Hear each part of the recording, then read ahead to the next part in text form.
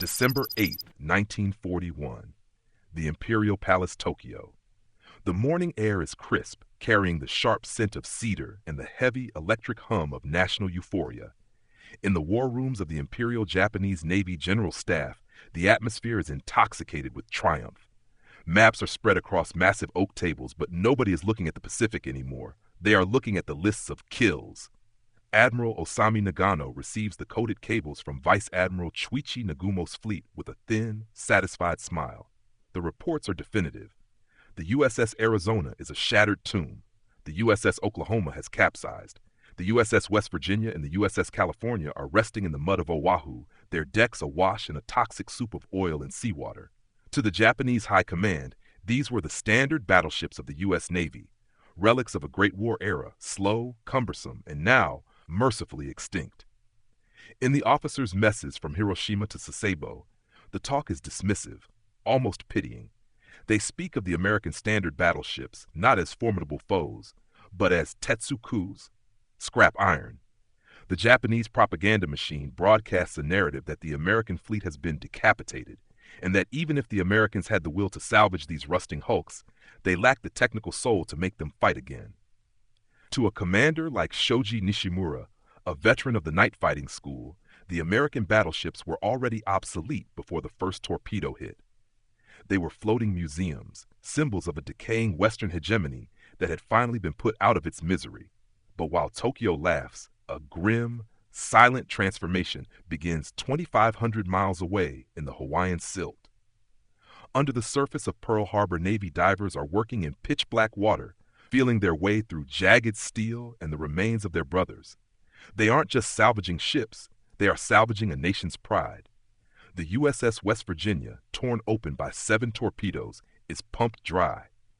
The USS California, which had settled into the mud with her decks submerged, is slowly, agonizingly righted. To the Japanese intelligence officers reading satellite reports from neutral observers, these efforts seem like a desperate waste of resources. Let them play with their scrap iron, is the sentiment in Tokyo.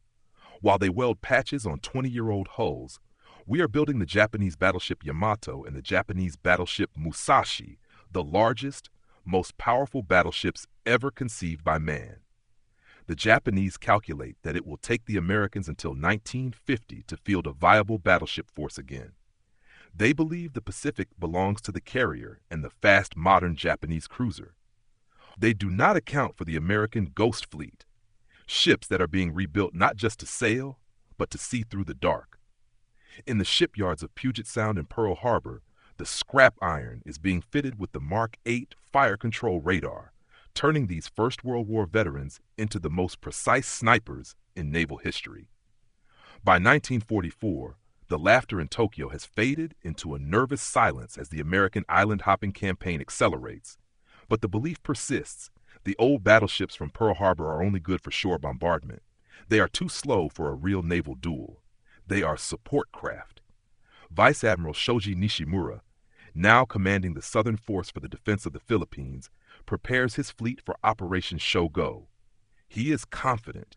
He has the Japanese battleship Yamashiro and the Japanese battleship Fuso, massive battleships that he believes can outfight anything the Americans have left.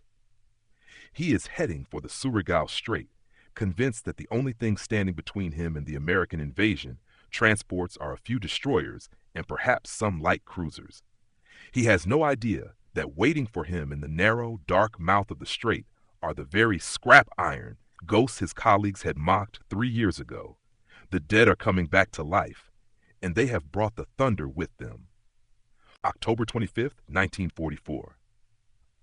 The northern entrance of the Surigao Strait. The darkness is absolute. A thick, humid mist clings to the surface of the Philippine waters, reducing visibility to almost zero. On the bridge of the Japanese battleship Yamashiro, Vice Admiral Shoji Nishimura stares into the black void. He is a samurai of the old school, believing that the night belongs to the man with the sharpest eyes and the strongest will. He trusts his lookouts, men trained to spot a ship's silhouette in the dark from miles away. But tonight, the darkness is a lie. 12 miles away, aboard the USS West Virginia, the atmosphere is clinical, almost eerie. There is no shouting, No frantic searching with binoculars. In the plotting room, deep within the armored bowels of the ship, the only light comes from the ghostly green glow of the Mark 8 fire control radar screens. A tiny, pulsing blip rides the edge of the scope. That blip is Yamashiro. To Nishimura, the Americans are invisible. To the Americans, the Japanese fleet is a mathematical solution, range, bearing, speed, fed into analog computers that quietly solve the geometry of death. Target range, 30,000 yards. The WV, once reported as a charred wreck at Pearl Harbor, is alive again. Her massive 16-inch guns, salvaged from oil-blackened water and rebuilt in American shipyards, rise with hydraulic smoothness. Beside her in the battle line are the resurrected veterans, USS Tennessee and USS California, along with USS Maryland, USS Mississippi, and USS Pennsylvania.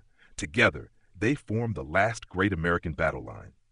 Many of the sailors aboard these ships carry memories older than the war itself, memories of oil-slicked water, of burning paint, of December smoke hanging over Oahu. For them, this is not merely an engagement. It is reckoning. Nishimura's southern force steams forward in line-ahead formation, unknowingly sailing into a textbook execution, crossing the T. Waiting across the northern mouth of the strait is Rear Admiral Jesse B. Oldendorf's battle line, drawn perpendicular to the Japanese advance. Every American broadside can fire. The Japanese, charging into the funnel, can answer only with their forward guns. 1 a.m., the range closes to roughly 22,800 yards. Open fire. The night does not brighten, it detonates. West Virginia fires first, her radar solution so precise that her opening salvo straddles Yamashiro. The concussion slams outward, flattening the sea's surface in expanding rings. 16-inch shells, each weighing over a ton, arc invisibly through darkness that Japanese optics cannot penetrate. Aboard Yamashiro, the first warning is not sight but impact. Columns of flame and steel erupt along her superstructure. Shock tears through bulkheads. Steel fragments scythe across open bridges. Nishimura searches the horizon for muzzle flashes. There are none he can clearly see, only incoming devastation. The Americans are firing by mathematics, not eyesight. Radar has turned night into daylight for one side only. Within minutes, Yamashiro is hammered repeatedly. Japanese battleship Fuso has already been shattered earlier in the strait by torpedoes and gunfire. Destroyers burn. Cruisers fall out of formation. The narrow waters become a corridor of flame. It is the last battleship versus battleship engagement in history. The ships once mocked as scrap iron have become executioners in the dark. The ghosts of December have found their range, and at Surigao Strait, they fire not blindly, but with cold, mechanical certainty. By dawn, Yamashiro is sinking beneath Philippine waters, and with her goes the final charge of an age that believed courage and eyesight could defy radar and industry. The laughter that once echoed in distant war rooms has long since faded. In the strait, only smoke remains. The USS West Virginia does not merely fire, she executes a mechanical ritual perfected by 3 years of war. Roughly every 40 seconds, another 8 16-inch shells leave her guns in disciplined sequence. Guided by Mark 8 radar, she does not need to walk her fire onto the target. Her opening salvo straddles. Her next finds steel. Out in the darkness of the Surigao Strait, the Japanese battleship Yamashiro is being methodically torn apart.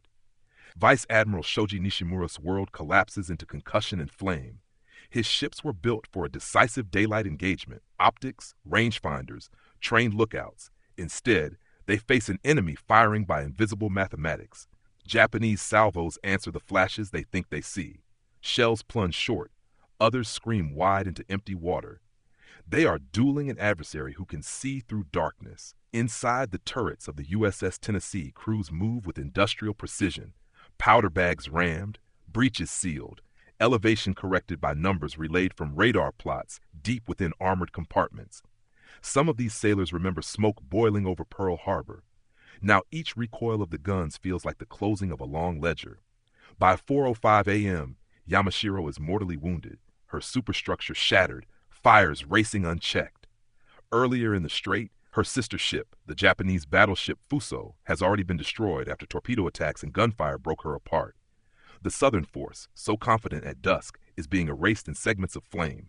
Lined across the northern exit, the American battle line, West Virginia, Tennessee, USS California, USS Maryland, USS Mississippi and USS Pennsylvania has executed the last great crossing of the T in naval history under the command of Rear Admiral Jesse B. Oldendorf. It is not merely tactical success, it is technological verdict. As dawn rises over the strait, smoke thins to reveal burning wreckage scattered across blackened water. Yamashiro will sink with most of her crew. The engagement becomes the final battleship versus battleship duel ever fought. The ships once written off as obsolete, raised from mud, rebuilt with radar and new fire control systems, have demonstrated that steel can be reforged and doctrine rewritten. Industrial capacity, electronics, and relentless training have outweighed optics and tradition. When the American ships turn back toward the open Pacific, their silhouettes sharp against the morning light, they carry more than victory. They carry proof that December 7th was not an ending. Ships can be sunk. Fleets can be shattered. But nations that rebuild, learn, adapt, return with something far more dangerous than vengeance: precision.